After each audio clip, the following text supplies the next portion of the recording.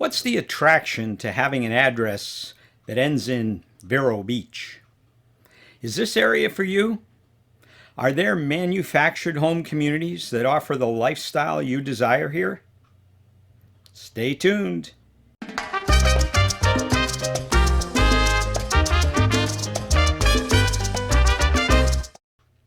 In this video, we will explore Vero Beach and the opportunity to own an affordable retirement home in a manufactured housing community here. Vero offers street-side dining, boutique shopping. You could stop by the beach for lunch, have it at the world-famous Ocean Grill, picnic on the beach and watch the surfers, or join the party crowd at Mulligan's. Let's see if this area is for you. Hello, I'm Russ Watson, and I created Florida Manufactured Home Living to enrich the lives of manufactured homeowners and educate the public on its benefits. Let's dig in. Vero Beach is a small city on the east coast of Florida, located between Melbourne and Fort Pierce. The city limits of Vero Beach are much smaller than the area within which you will have a Vero Beach address. In fact, there are only 3 manufactured home parks within the city limits. Before we get to the parks, let's look at some of the attractions that make Vero such a desirable place to live. We'll cross the 17th Street Bridge to Hutchinson Island. I think this area is what makes Vero Beach so attractive. We'll start with South Beach Park. This beach has a fair amount of parking. There are picnic facilities and it is guarded. It is open from 7 a.m. to 10 p.m. The surf was up the day I was there and it was not very crowded. Just north of there is Sunset Beach. There is only parking for 5 cars and no facilities. I'm betting this is a pretty quiet section of beach most of the time. The tempo increases somewhat as we head north. Humiston Beach Park is home to the Saturday Oceanside Farmers Market. It's also the southern end of a stretch of restaurants and shops. Ocean Grill is a historic and well-known restaurant. Next door there's additional beach access and a continuous party at Mulligan's across the street. Shopping opportunities seem endless, with specialty shops of all sorts and none of the usual box stores. Interspaced are cafes, coffee shops, and restaurants. This is the exclusive Vero Beach atmosphere everyone talks about.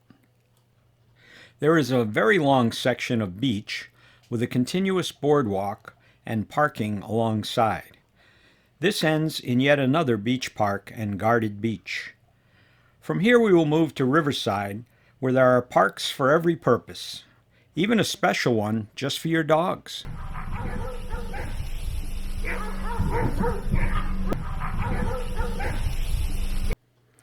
The Municipal Marina is located here. So is the Vero Beach Yacht Club. There is a rowing center and plenty of opportunities for canoeing and kayaking. There are a couple of boat ramps with plenty of parking. There are large open park areas with walking trails, tennis and pickleball courts, and much, much more. Veterans Memorial Island was dedicated in the early 1960s.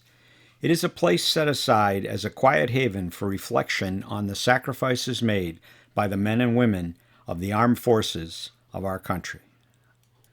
Vero is known for its cultural resources. The Museum of Fine Art features a permanent collection and an ongoing series of exhibitions.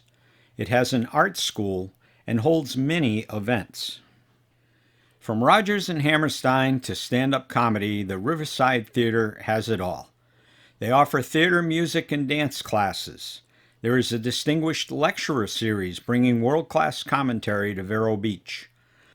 The Live in the Loop outdoor grill and music bar offers light fare, your favorite drink, and live shows on Fridays and Saturdays. Major medical care of almost every sort is available locally. The Indian River Hospital is surrounded by a large area of specialty clinics and practices. Flights at Vero Beach Airport are quite limited, but nearby Melbourne and West Palm Beach offer major airlines. Now that you've seen some of Vero Beach's attractions, let's look at some parks. Fairlane Harbor was a second-generation family-owned community until its recent purchase by DST 1031 investment fund manager Capital Square. This is a unique community, and the new owners have repriced it accordingly. They have made major improvements, and much more is planned. The old shuffleboard area is gone, replaced by a new pickleball courts, a practice putting green, a small dog park, and some beautiful tiki huts for parties have been installed. Clubhouse renovation is underway, and a new residence center was built across the street. Driveways throughout the community are done with beautiful pavers. Next, we move west of the city to where most of the larger parks are, just east of I-95. Equity Lifestyle Properties, or ELS, owns 5 parks here, totaling over 2,700 lots. The largest of these is Village Green. This seemingly large park is actually 3 smaller communities in one. Each has their own clubhouse, and they share equally in the leadership of the HOA.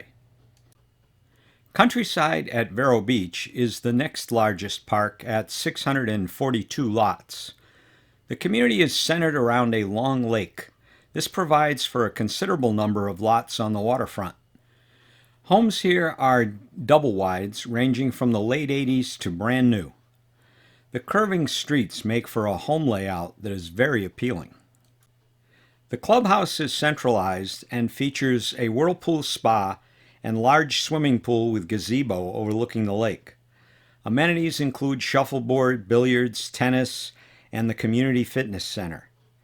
The dog park is located across the street from the clubhouse. Vero Palm Estates is a much smaller community at 285 homes. It is fully gated and perhaps not as well known as the others. Its small size gives it more of a village ambiance. New and brokered homes are available in all sizes. Pet rules appear quite minimal. They have a beautiful looking clubhouse with billiard room, library, and fitness center.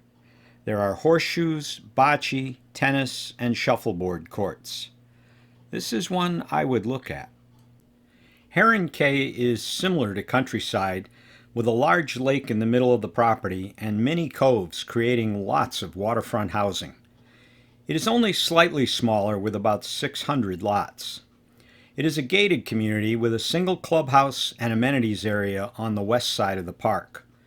Pet restrictions here appear quite minimal too. The clubhouse has a billiards room, library and fitness center. There's a large pool, spa, and sauna. There are horseshoe, bocce, shuffleboard, and tennis courts. Heritage Plantation is the last of the active ELS parks in Vero Beach. At 436 lots, it's still a large park. It has 2 small water features. There are single and double wide units interspaced throughout the park. New homes are being offered as well. There is RV and boat storage available. There's plenty of room to take your dog for a walk, although pets here are limited to 30 pounds. Lot rents here are lower, making this the most affordable of the 5 ELS parks. There is a beautiful clubhouse with fitness center and swimming pool. The tennis courts are set up for tennis or pickleball play, and there's shuffleboard as well. Next door to the ELS parks is Lakewood Village. This was once a resident-owned co-op, but the resident owners sold it to an investment group. It is an all-ages park, one of the very few in the area. They have an RV section also. There's an Olympic-size heated pool and clubhouse with library and fitness center. Amenities include basketball, bocce, and shuffleboard. They have a playground for the children. Perhaps the big resorts really don't interest you, and you'd like something a little more economical. Ranchland is a 107-lot park situated between Countryside and Village Green.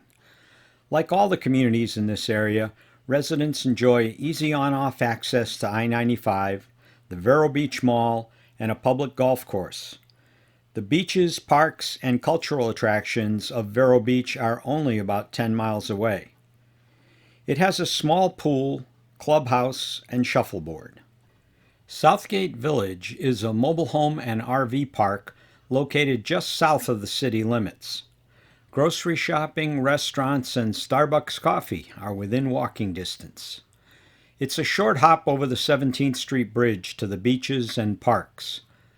This park also has a rental home available on a weekly or monthly basis. There is a spacious clubhouse, swimming pool, shuffleboard courts, and 4 pétanque courts with a community league. See their website for more details. My own impression is this would be a good park if you enjoy meeting and partying with people. Lakewood Village is the only resident-owned co-op in Vero Beach. It is a small community listed at 123 lots. There are some RV lots in the back. It is mostly single-wide units with a small pond in the middle. According to their website, lot rents are $430 to $440 a month. Co-op shares are priced at $60,000, and those with shares pay an HOA fee of $160 a month. New homes are available with a discounted price on a co-op share. There is a clubhouse and a swimming pool. Midway Estates was a resident-owned co-op manufactured home and RV park until very recently. It was purchased from the shareholders by an investment group. I have not seen any announcement as to what the plans are for this community. Holiday Village is listed as active on DBPR's records.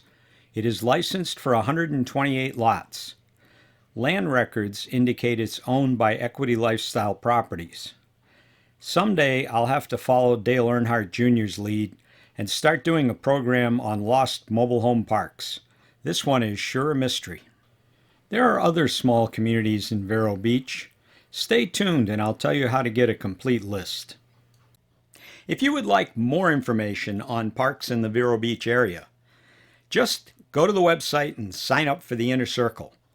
Put Vero Beach in the message section and we'll get the details right out to you. You'll also receive future notices of video releases and bonus materials.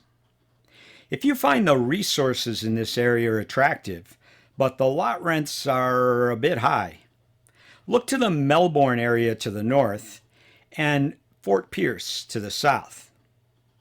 If manufactured housing interests you and you'd like to see some of our other community reviews, just click on the link. Please give us a thumbs up if you found this video helpful. That really helps the channel. Thanks for watching and see you next time.